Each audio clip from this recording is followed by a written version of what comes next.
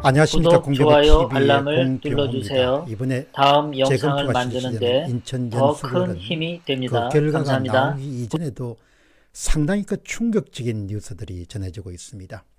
선관위가 가장 중요한 핵심 증거에 해당하는 4.15 총선 당시에 투표지 이미지 원본을 삭제했다는 그런 소식입니다. 그것은 저로서는 너무나 놀라운, 소송이 진행 중인 상태에서 가장 핵심적인 증거를 국가의 공적기관이 삭제해버린 겁니다. 선거가 끝나게 되면은 물리적 형태의 투표지도 고스란히 보존이 되지만 꼭 같은 종류의 중요성을 두고 이미지 파일, 투표지 이미지 파일도 고스란히 보존이 돼야 됩니다.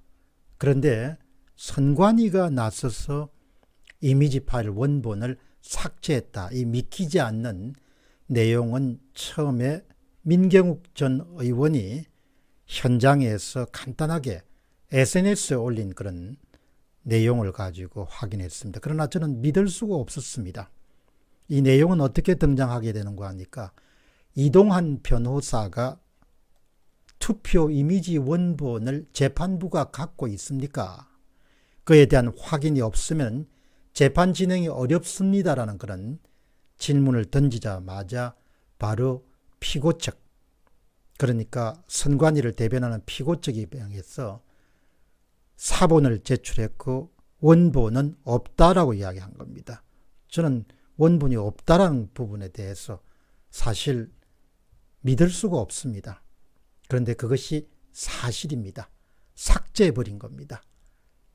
이동환 변호사가 이렇게 자신의 SNS에서 분명하게 선관위가 주도한 삭제라는 부분을 이렇게 남겼습니다. 투표지 이미지 파일 원본은 삭제되어 없다는 선관위 측의 답변을 조서에 남겨달라고 주시민 천대엽 대법관님께 요청했습니다. 그리고 점심 식사 이후에 선거인 명부 검증에 들어갈 예정입니다. 참 중요한 겁니다. 투표지 이미지 파일 원본을 삭제해버렸다는 겁니다. 그래서 한 시민이 묻습니다. 삭제 이유가 뭐라고 합니까? 그러자 이동환 변호사는 일단 삭제했다는 말까지 들었습니다 라고 그렇게 자신의 SNS에서 글을 올렸습니다. 또한 삭제의 주체가 선관위가 일관 삭제했다, 이렇게 자신의 SNS에 글을 올렸습니다. 이 문제는 추후에 선관위 측의 그런 설명이나 해명이 있어야 될 부분이기 때문에 이 내용을 확언할 수 없습니다만은, 그러나 재판 현장에서 민경욱 전 의원이 올린 글과 또 직접 법을 다루는 이동환 변호사가 올린 내용을 미뤄볼 때 두 가지는 충분히 추측이 가능합니다. 원본은 삭제해서 존재하지 않고 원본을 삭제한 주체는 바로 선관위다. 정말 놀랍습니다. 소송이 한참 진행 중인 상태, 그것도 사적인 민사소송이 아니고 아주 중요한 그런 선거 무효 소송과 관련된 소송이 한참 진행 중인 상태에서 핵심 증거를 공적 기관인 선관위가 없앴다는 겁니다. 이것은 상당히 충격적인 일입니다. 이것은 이번에 재검표 결과와 관계없이 엄청난 파문을 일으킬 수 있는 그런 사안입니다. 한 독자인 진정 S님이 원본이 사라졌다. 완전 무슨 판이네요. UY님은 원본이 없다는 것이 말이 됩니까?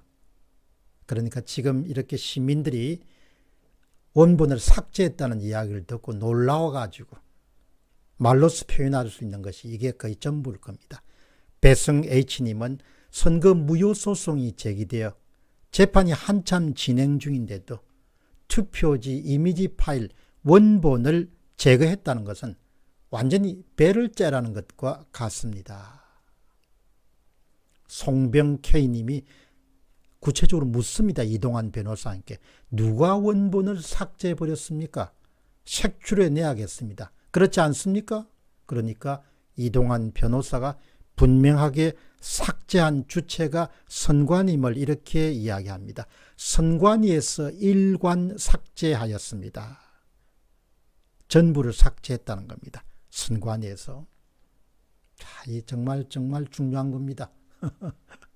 대개 선거가 끝나고 나면은 각 지역 선관위는 물리적 형태의 표도 보관하지만 투표지 이미지 파일을 대부분 봉합해서 사무실 금고 같은데 별도로 봉인한 채로 보관하는 그런 관례가 쭉 내려오고 있습니다.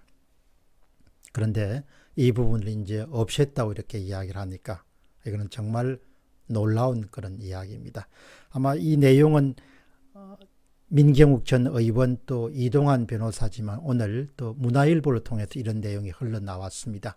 6월 26일 날 천대엽 대법관이 주심을 맡고 이동영 대법관 그리고 조재현 대법관이 재판을 주재하는 그런 자리에서 중앙선관위 측이 원본 투표지 이미지 파일을 제출하지 않아서 논란이 되고 있고, 이에 대해서 이동환 변호사와 문수정 변호사 그리고 석동환 변호사가 집요하게 요청한 끝에 결국은 피고 측으로부터 원본을 삭제해서 사본을 제출했다, 이런 답변을 얻게 됐다는 겁니다.